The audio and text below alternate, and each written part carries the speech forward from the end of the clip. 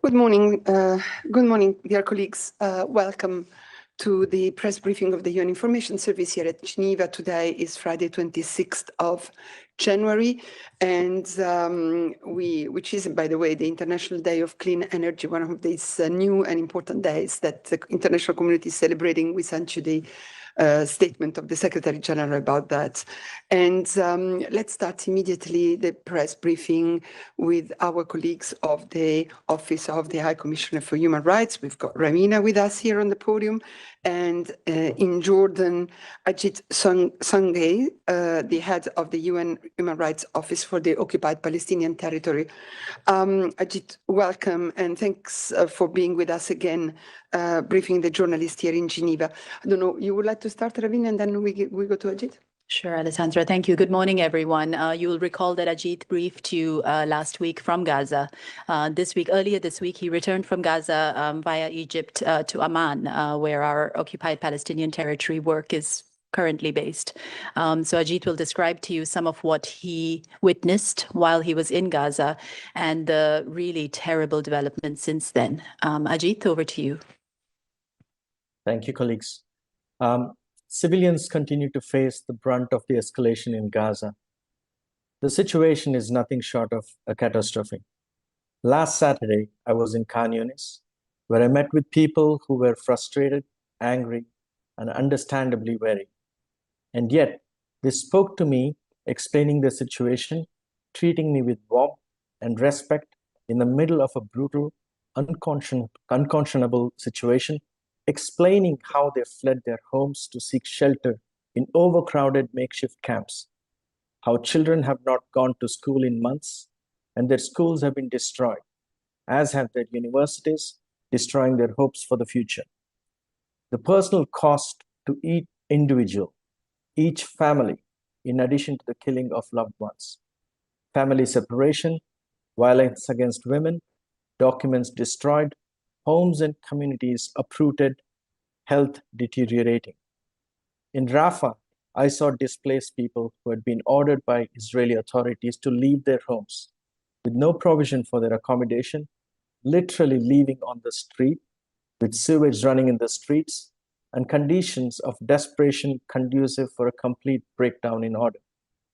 And even in the midst of it all, human rights and humanitarian NGOs, our counterparts in Gaza, continue their courageous work, trying to make sure human rights violations are properly documented and humanitarian response continues, even as their own lives fall apart.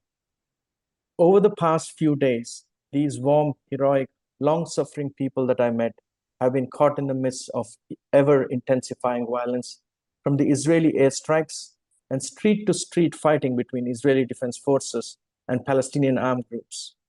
There have been near continuous attacks, including on medical facilities and schools in Khan Yunis, UN facilities, as well as residential areas. The people I spoke to fear the extreme violence is spilling into Rafah, which will have catastrophic implications for the more than 1.3 million people already crowded there. IDF shelling continues in areas that it has unilaterally designated as safe areas, including Al-Mawasi in Western Khan Yunis. Even after the explosions were reported in Al-Mawasi on 22nd and 23rd January, the IDF continued to order residents of Western Khan Yunis to move there. The order, which was issued repeatedly on 23rd, 24th, and 25th January, reportedly affects more than 500,000 people, as well as 3 hospitals which have been under heavy attacks and siege: Al-Nazar Hospital, Al-Amal Hospital, and Jordanian Field Hospital. I have very grave concerns that these chaotic and mass evacuation orders are ineffective in ensuring the safety of Palestinian civilians, instead placing them in an increasingly vulnerable, dangerous situation. Attacks on hospitals, schools, and other places of refuge have repeatedly displaced Palestinians into ever smaller areas, with ever decreasing access to the essentials needed to sustain life. Such a failure violates Israel's obligation under international law. Having personally witnessed and heard the testimonies of those who have endured so much pain and suffering, I'm very, very worried. I fear that many more civilians will die, The continued attacks on specifically protected facilities, such as hospitals, will kill civilians, and there will be a further massive impact on access to healthcare, safety and security in general of Palestinians. We're also very worried about the impact of the rainy, cold weather in Gaza, which was entirely predictable at this time of the year, and risks making an already unsanitary situation completely uninhabitable for the people. Most have no warm clothes or blankets. Northern Gaza, where IDF bombardment continues, is barely accessible, even to provide basic humanitarian aid. The apparent disregard for international law needs to end. The violence needs to end. Humanitarian aid needs to be delivered without impediment to all those who need it. We urge a ceasefire immediately. We urge the release of hostages, and we urge a political solution to the causes of this conflict that respects and ensures the right of all Palestinians and Israelis. Thank you. Thank you very much, Ajit. And I'll go straight to the journalist and see if there are questions in the room. Gabriela, was that a hand? Gabriel? No? Anybody has a question here? Sorry. I don't see any hand up, so let's go to the platform. Yuria Prelev, RIA Novosti.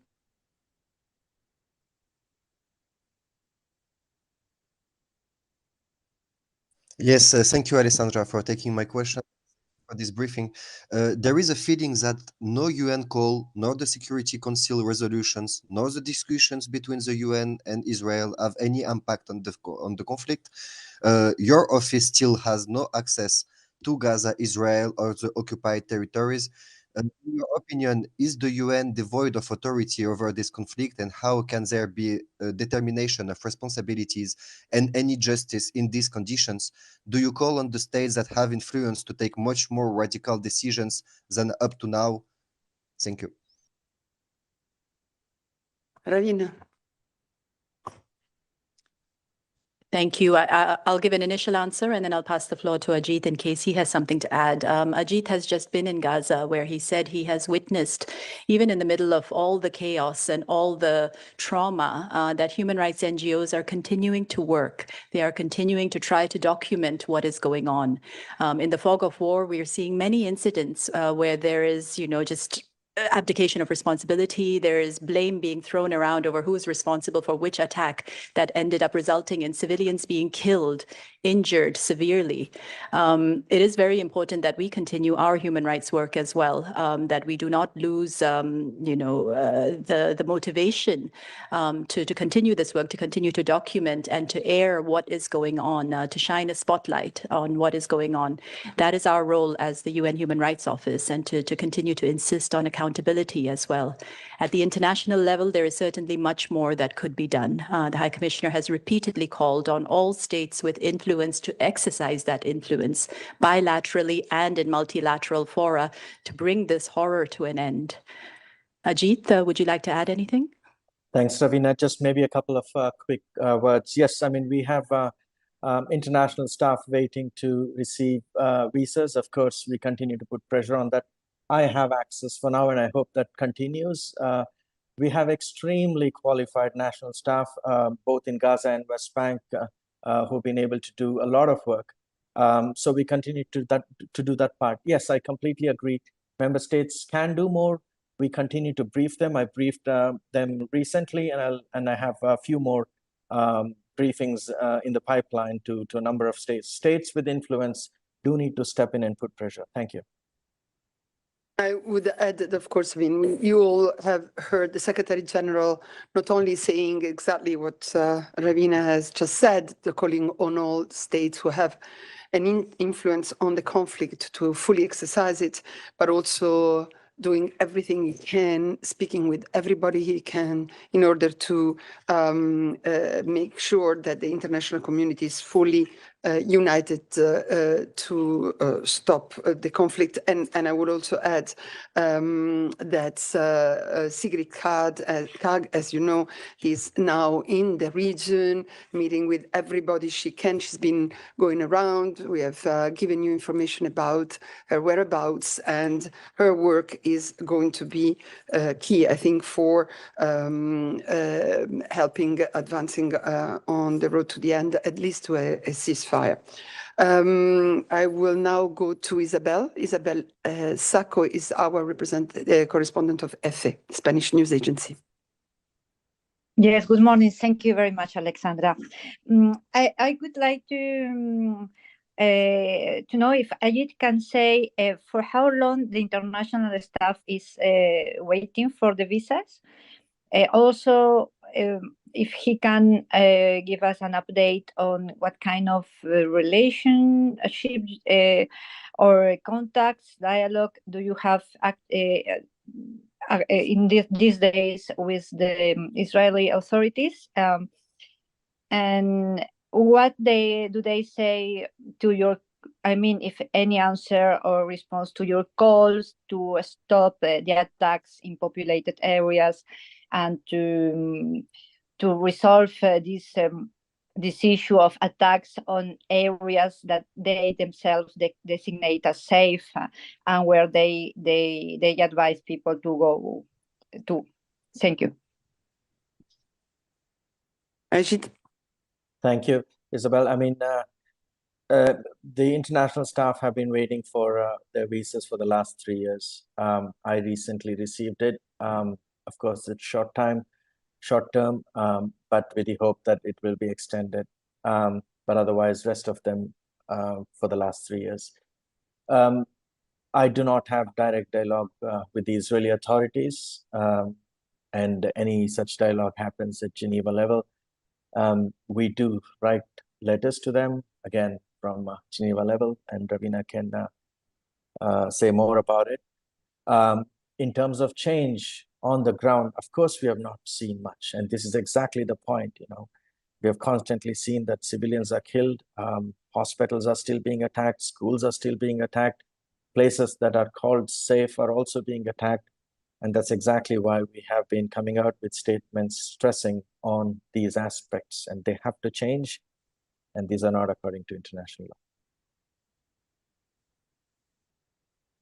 Thanks, Isabella. Just to supplement, as Ajit said, there is contact with the Israeli permanent mission with Israeli authorities from Geneva. So the High Commissioner has sent letters to the authorities. We do share reports with them before they're published. Most recently, the West Bank detentions report that was put out in mid-December was shared with them for any comment before it was published. And so our concerns are expressed to them both directly, and we do feel the need to raise the alarm publicly as well. We have had no formal response from them. Thank you. Mohammed Aslan Anadoluansi, the Turkish news agency. Okay, thank you so much, Alessandra. There is a big hunger crisis in Gaza, as you know. Neither United Nations nor other aid organization can overcome the Israeli obstacle and reach the region. We watch the images of people are eating animal feed, and also animals are eating dead body of people. My question is, if these are not crimes against humanity, in what category should they be considered? Thank you.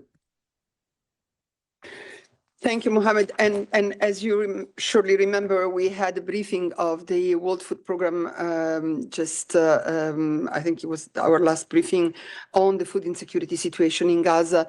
I don't know if Ravina wants to comment on the last part of your question, but definitely we are in an alarming food security situation, and it's only getting worse. Actually, Alessandra, if I could pass the floor to Ajit, I think he has some personal accounts to share of food availability, including just his own experience being there on the ground and seeing what UN staff have been having to manage with. Indeed, Ajit.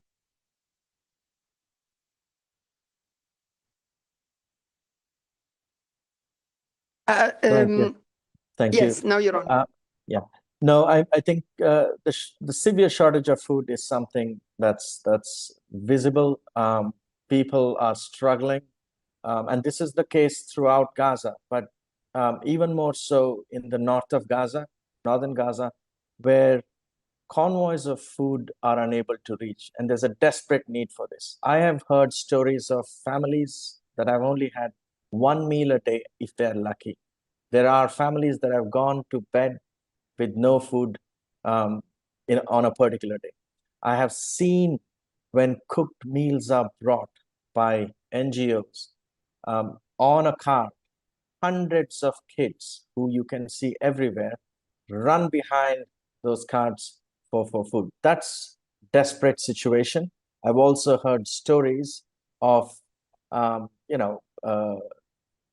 sharing food, lack of food, desperation, etc., etc. So agree, there's a massive urgent need for humanitarian aid in that sense. Thank you, Mohammed. Do you have a follow-up?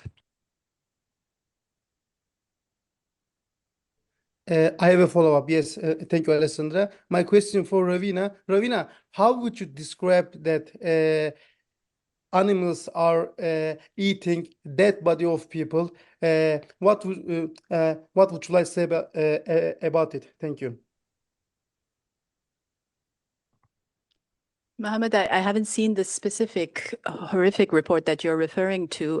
What is clear is that a lot of people remain under the rubble. So when we talk about the death toll that's being published by the Gaza Ministry of Health, that is people who have been confirmed to have been killed, but thousands more are suspected to be under the rubble. And when we saw the weather forecast, when we saw that rains and bitter cold is hitting Gaza now, it's unimaginable to even begin to think about the suffering of the people. Indeed. Lisa Schlein, Voice of America. Good morning. Yes, thank you, Alessandro. Good morning, Ajit. It's nice to see you, but horrible to hear what you have to say, I must say. I would like to ask you, you were talking about your great concerns about violence spilling over into Rafah. If you could elaborate upon that, what you mean, and whether I've read that Egypt also has great concerns that perhaps this might spill over more into its territory. Is that a possibility in terms of people actually rushing the border and going into Egypt? I don't know what the possible scenario might be, if you could elaborate upon that. And then I would, Christian is there from WHO. If you could perhaps tell us about the latest situation regarding the health conditions and the numbers of attacks. I think that attacks have increased and become even more violent. Thank you. Ajit and then Christian. Thanks, Lisa. I think the current situation itself is catastrophic, like I mentioned, but I think if what is happening in Khan Yunis continues the way it is, at the intensity that we are seeing, bombardment and fights and displacement of thousands of people, and there were hundreds of thousands in Khan Yunis already displaced from the north of Gaza. If they move into Rafah, which is already packed, and there are about 1.3 million people in Rafah, which usually used to accommodate about 280,000 pre-7th of October, it's packed, there's no space, people are angry, there's no food, like I mentioned. There can be a civil disorder, and that's one thing, a breakdown of any kind of civil order. That's number one. The second, if the incursions and the bombardment or the street-to-street fight moves from Khan Yunis into Rafah, that will be disastrous further, because there are only two places people can flee to. One is on one side you have the Mediterranean Sea, on the other side you have the Egyptian border. You have fight in the north and you have fight on the Khan Yunis side. So you can only speculate what's going to happen. and we are talking about 1.3 million already. And if you have people moving in large numbers from Khan Yunis and other places, this is going to be a massive catastrophe. And I would add that the Secretary General has indeed underlined the risk of that the total collapse of the humanitarian support system in Gaza would have devastating consequences, including a complete breakdown of public order and increased pressure for mass displacement into Egypt, devastating consequences for the security of the entire region. I go to Satok. No, sorry. We have to listen from Christian on the second part of Lisa's question. Sorry. Christian, you have the floor. Hello, welcome, and thank you, Lisa, for that question. A bit on the raw figures as you asked. So as the colleagues mentioned, we have now registered over 26,000 deaths, with 75% being children and women. At least 60,000 registered injuries, but as colleagues also just said, over 8,000 missing and presumed to be dead under the rubble. They have not yet been counted into the casualty count, and many more under the rubble, and maybe not, and maybe still suffering. We have 676 attacks verified in the occupied Palestinian territories, and that's 318 in Gaza and 358 in the West Bank. I find this always important to note that we have more attacks in the West Bank than in Gaza, and that's with the horrific scenario we know from Gaza. Only 14 out of the 36 health facilities, the hospitals, are partially functioning for the whole of Gaza. 7 in the south, 7 in the north, 20 hospitals are not functioning at all. Important that from these 7 partially functioning health facilities like Al-Khair and El Nasser hospitals are only minimally functioning and not accessible. The bed occupancy in those functioning is over 200–300%. But these are just the sheer numbers. We need to think about what this actually means, because the few functional hospitals in Gaza are in absolute dire circumstances, with hostilities often preventing the access for patients and supplies, like we have in El Nasser right now. People sheltering inside, the area outside under attack, the hospital basically under siege. Nobody can go in, nobody can go out. People not knowing what the next minutes will bring, fearing for their lives, as they are in a hospital which should be a refuge for those seeking help, for those injured, for those wounded, for those with diseases. Disease surveillance remains disrupted, something which we like to keep forgetting. That means laboratories have been shut down or are non-functional anymore. Transporting of samples is difficult, if not impossible. It makes a challenge to accurately assess the scale of any disease transmission. So we are concerned, on top of all this, that the numbers could be much higher than the current limited surveillance system is able to detect. Thank you. Lisa, you have a follow-up?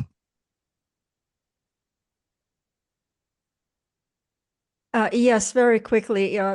Christian, thank you so much for that. If you could send us notes with, that have the numbers and stuff, that would be fine. And Ajit, I asked you about the situation, the concerns that Egypt has been more and more vocal about, and wondering whether there could actually be a kind of physical rush of people into Egypt, and what this might involve. Thank you. Lisa, I think that is a terrible situation if that happens, because clearly It impacts the security. It impacts the people in thousands. It's something we are dreading and hoping it doesn't get there. But this is exactly my fear, as I've been saying, that all the indications that we have at this point in time is if Rafah is attacked, then we are in uncharted territory, if I have to put it in that way. Thank you. Yeah, no, sorry, I've got people waiting on the platform. Satoko Dachi, Yumyuru Shimbun. Yes, thank you. Thank you for doing this.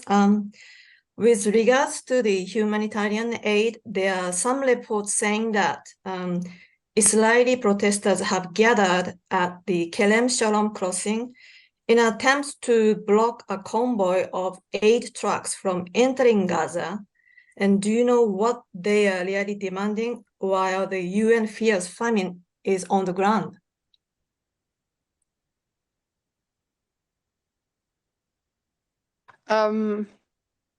Maybe Ajit, I'm not sure I understood fully your question.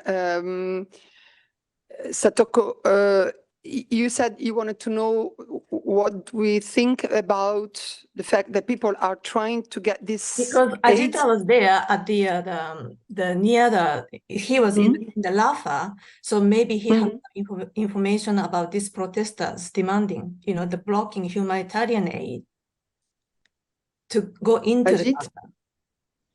I'm sorry, unfortunately, I don't have information on that. Oh, okay. I see Jens is moving towards the podium, so maybe Ocha has something more about that. Jens, thank you.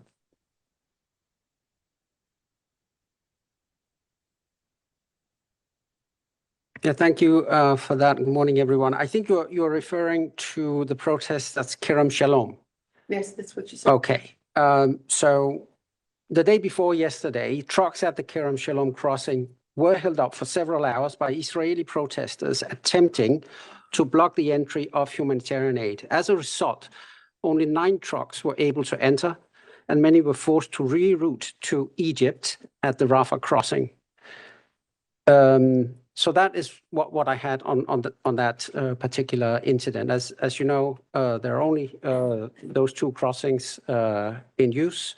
We have a fact sheet where you can see the daily entry of trucks. So of course that day there were a lot less trucks than were expected.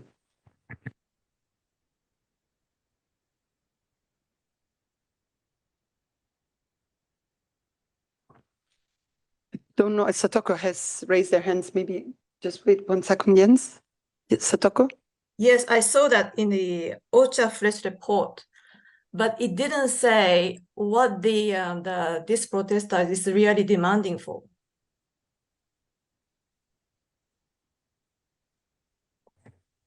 Well, it's not really for me to brief on what the protesters are demanding, but I have given you the facts that we have, and of course we regret that the outcome was that there were less trucks than we had expected.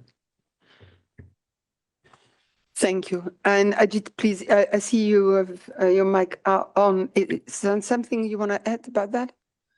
No, okay, No, fine. thank you. So let's go to the next question here in the room. Gabrielle, Reuters. Sorry, Jens, I think you might need to stay up there. Sorry. Just a quick question that would be both for OCHA and WHO, if possible. You had United Nations Resident Coordinator for Humanitarian Coordinator in the occupied territories, Jamie McGoldrick, who mentioned yesterday that among the things that were prevented from being brought into Gaza, medical materials to treat chronic diseases, including children's insulin injections. So we're just wondering, when did Israel add insulin pens to the restricted items, and what's the status on getting them into Gaza?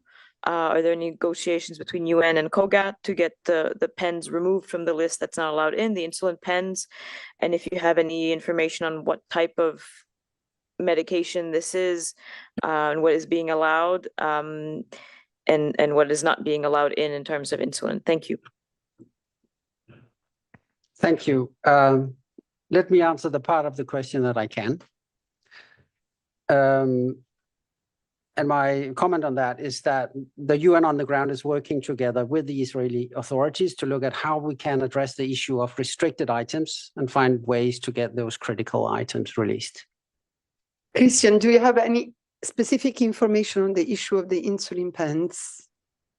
No, unfortunately, I don't have any specifics. I can only say that a total of 88 WHO tracks until 18 January has reached Gaza, but I don't know any specifics about one item or the other.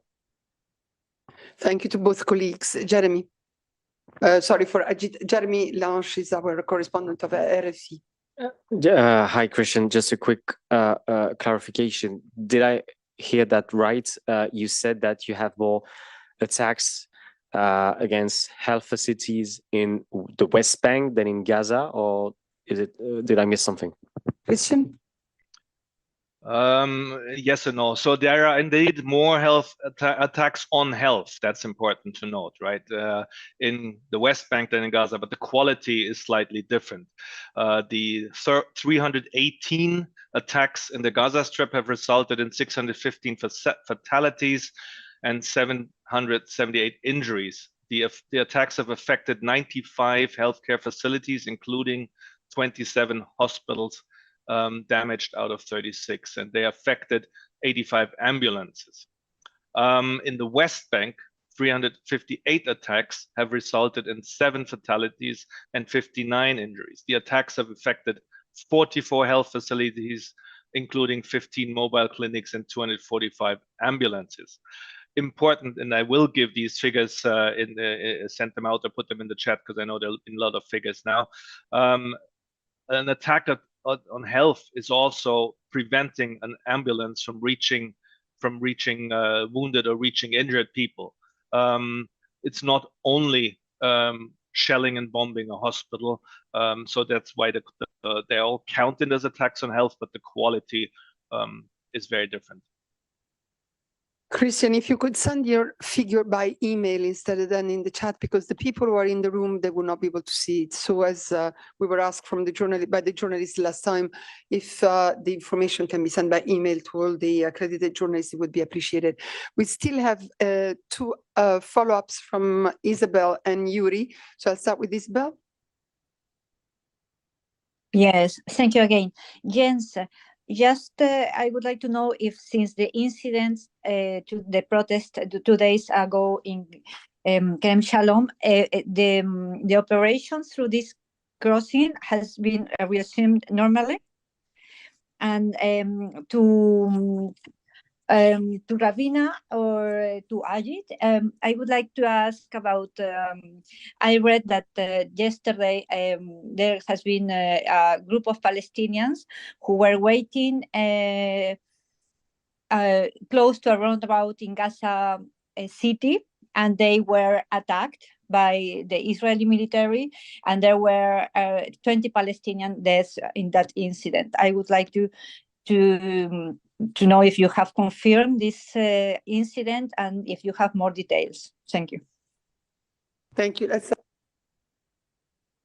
Yeah, the crossings have resumed at Kerem Shalom. Ajit, can you confirm or infirm what? Thank you, Isabel. These are very serious reports that are coming in. I can say that the team is on it. We are trying to gather more information. All I can say is it's extremely serious and worrying. We have seen similar attacks in the past, so we need some time to assess this, but the team is gathering more information. And Yuri? Yes, thank you. This is not really a follow-up because this is a question for Ravina, but not about Gaza. I don't know if I can ask it or if we don't. Ravina has 2 more points to brief you about, but let me see if there is any other question on Gaza so that we can free Ajit. If there is any other I don't see any other hand up. So Yuri, if you don't mind, let us listen. First of all, thank you very much, Jens, and thanks very, very much, Ajit. Please come back and keep us informed about the situation in the territory. Ravina has two other points. Maybe we will listen to that. And then Yuri, if your question is about one of the other 2 points, I'll give you the floor. Otherwise, we'll take your question after that she's finished her briefing. Ravina. So in fact, I think the first point is the International Day of Commemoration in memory of the victims of the Holocaust, that, as you all know, is commemorated by the international community on the 27th of January. We will commemorate this International Day at the Palais des Nations today at 1 o'clock in room 18, and we will all be waiting for you to join us. And I would like to add that this year, the focus of the commemoration is on recognizing the extraordinary courage of victims and survivors of the Holocaust. And Ravina has more from the High Commissioner. Thanks, Alessandra. You all will have already received a statement from the High Commissioner for Human Rights ahead of tomorrow's Holocaust Memorial Day. I'll just read out some of the some of the key points that the High Commissioner wanted to make. This is a day of profound importance. We remember and honor the millions of victims of the Nazi Holocaust, children, women, men on whom atrocious suffering and injustice were inflicted by an abominable machinery of mass murder. Some 6 million Jews were murdered in the Holocaust, 1.5 million of them children. Millions of other people from targeted groups were also murdered, including Roma and Sinti people, Slavs, people with disabilities, LGBTIQ+ people, members of resistance networks, and other opponents of Nazism. The scale of these crimes engaged many perpetrators. The Nazi concentration camps and death trains were staffed. The victims had often been identified to the police and therefore sent to their deaths by people whom they knew. Countless bystanders looked away from or were indifferent to what they must have suspected was extraordinary, inhuman brutality.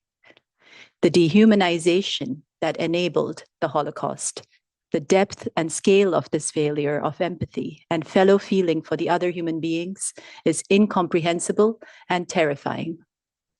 It is our duty to seek answers to how these crimes could have been prevented. If we do not, they could happen again. The High Commissioner pays tribute to the extraordinary courage and important lessons that so many survivors have brought to us and admires their resilience. All human beings are born free and equal in dignity and rights. Anti-Semitism and all forms of racism and racial or religious discrimination are intolerable. They are unacceptable. Today and forever, we must stand against dehumanization. We must work to overcome indifference and strengthen our understanding of and empathy with others. The atrocious crimes of the Holocaust must never be forgotten.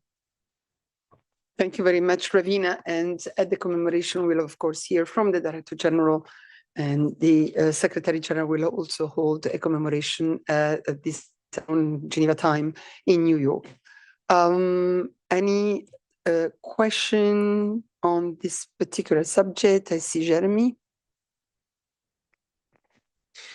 Ravina, given the context this year, particular context, did you have any difficulties with organizing this commemoration?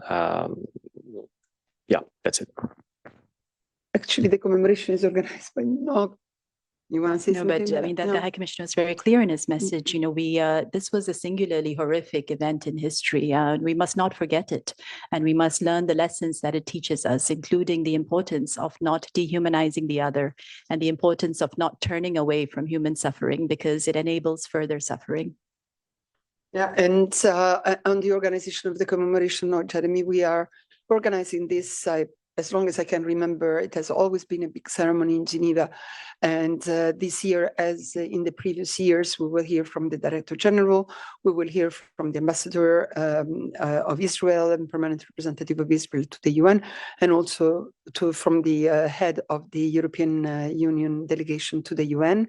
We will listen to the witness of a lady who survived the Holocaust, and she's actually flown from Israel with her family to bring witness of what she suffered during under the Nazi regime. So the ceremony is there, and we hope that you will be able to participate, to be with us for this important commemoration. And maybe you want to go to your last point. We've already heard you talking to us about the nitrogen gases execution. You have a follow-up on that. No, indeed, Alessandra, in spite of our plea, the execution, as you know, went ahead. The High Commissioner issued a statement earlier today, which you should have all received.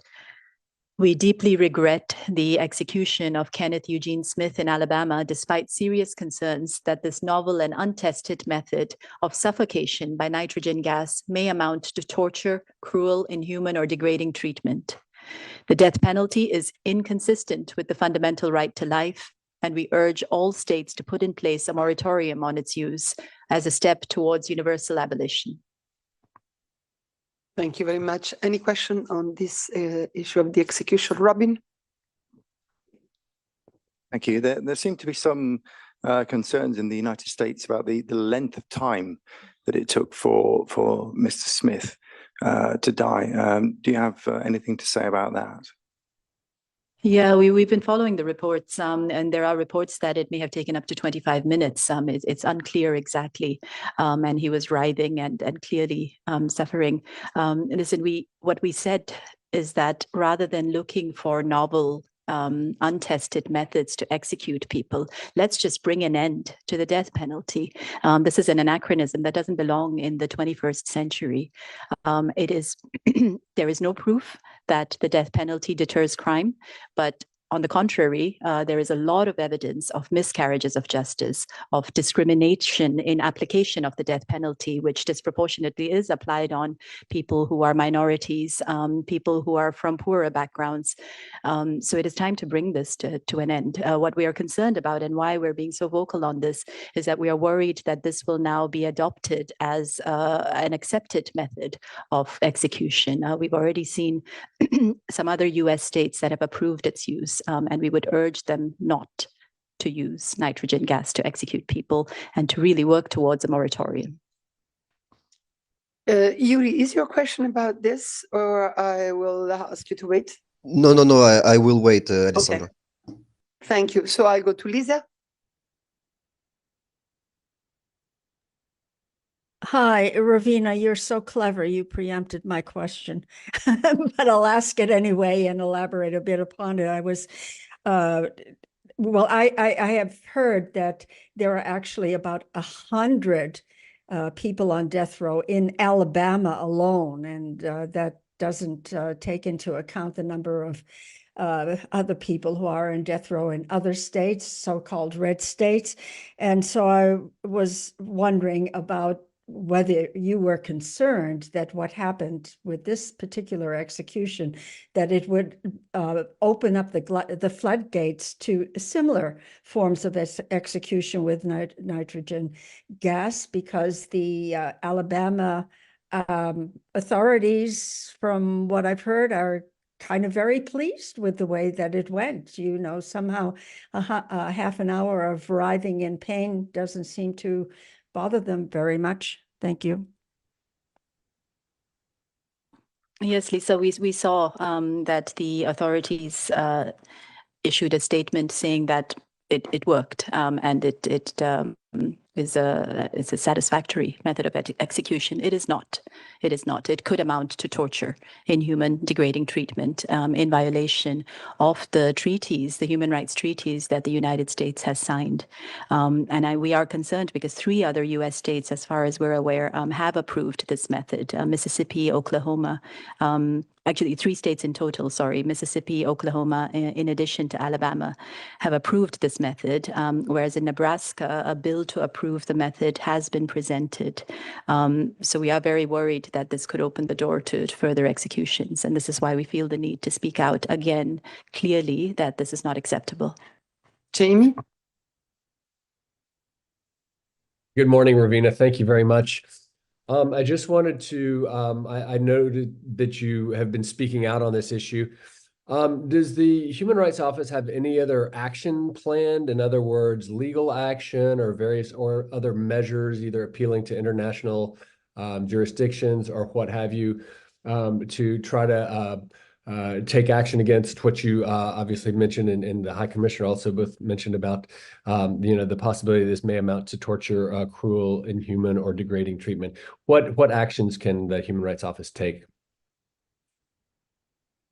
Well, what's in our toolkit, Jamie, is appealing to the governments directly, speaking to them, writing to them. So the High Commissioner has written to the authorities in Alabama on this issue. And we are speaking out publicly.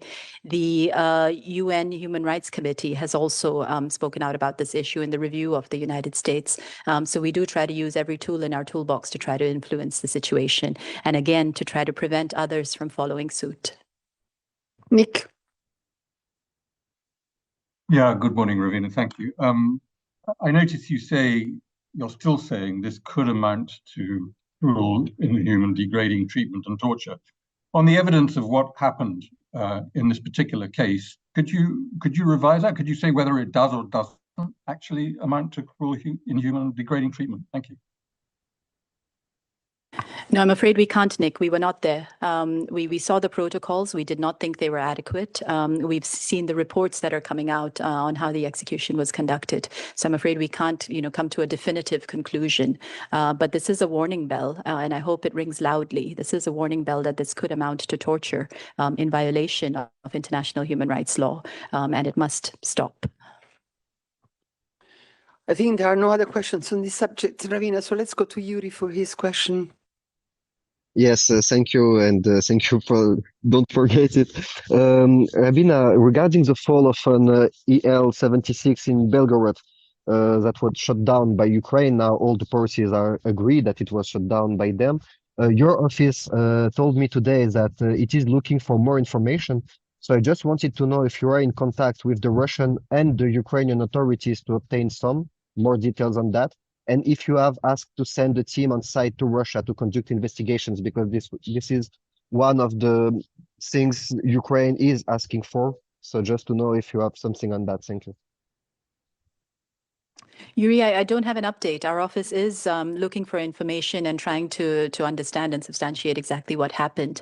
I do not know if they have asked for access on this particular incident.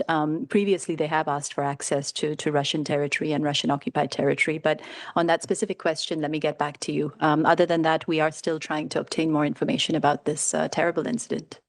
Maybe just to add to that, Yuri, that yesterday the spokesperson of the Secretary General was asked about the request of President Zelensky for an independent international investigation and if the UN were involved. And he also said that we're not aware of any involvement of the UN at this point.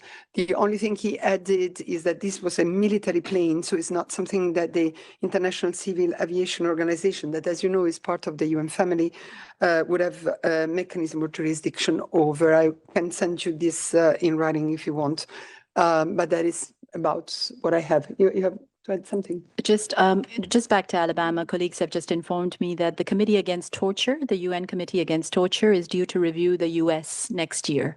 So this issue is certainly likely to come up. U.S. obviously is a party to the Convention Against Torture. Okay, thank you very much to all of you, and thanks to Ravina for this extensive briefing. And I'll now go to Christian, who has an announcement. Thank you, Ravina. Yeah, thank you again. We sent you this morning again the invitation to the registration for the press briefing the virtual press briefing next Tuesday at 3 o'clock by the WHO Framework Convention on Tobacco Control, looking out towards the Conference of the Parties, which is about to start the Monday after.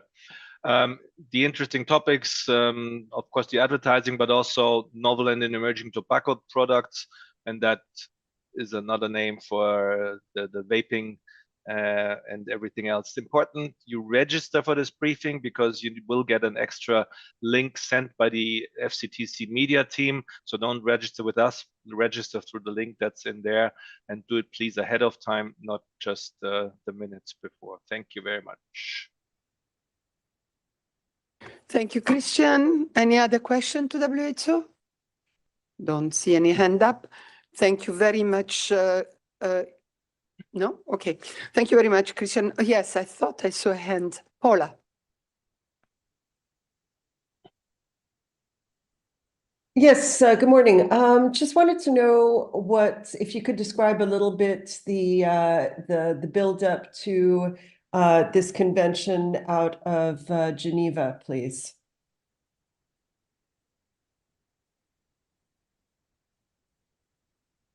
Christian? Is that a question for Christian, Paula? Sorry. Yes, it is. Yeah. What convention are you talking about the Framework Convention? Yeah, yes. Okay. So the WHO Framework Convention on Tobacco Control is an international treaty working on, tobacco control with some 180 plus parties to this convention. So it's an international treaty which is housed in WHO. And it's the COP number 10, so the Conference of the Parties number 10. They have a conference every 2 years, which shows you they're already existing since quite a while. Quite some good background. You will see a lot of links for possible background in the media advisory. So I encourage you to look into this. And again, they have a 1-week conference in Panama with all the parties, member states, to this really interesting coming up. Thank you very much. Any other question for Christian? No? Okay, so let me just give you a couple of other information about the meetings of the Human Rights Treaty Body, particularly the Committee on the Elimination of Discrimination Against Women, that is going to start on Monday, 29th of January, its 87th session. Which will last until the 16th of February here at the Palais des Nations. They will review the reports of Niger, Tajikistan, Italy, Turkmenistan, Greece, Oman, Djibouti, and Central African Republic. And the Committee on the Rights of the Child is concluding its session on the 2nd of February. They will have next Thursday afternoon a meeting with state parties, and then they will close on the Friday, 2nd of February. And just for your information, as you know, yesterday there was a plenary meeting of the Conference of Disarmament. The next one will be held on Tuesday morning, 30th of January. And this is what I had for you. If there are no further questions, thank you very much to you all. I hope I'll see you at 1 o'clock in room 18 for the commemoration of the Holocaust. And otherwise, have a nice weekend, and I'll see you next week. Thank you.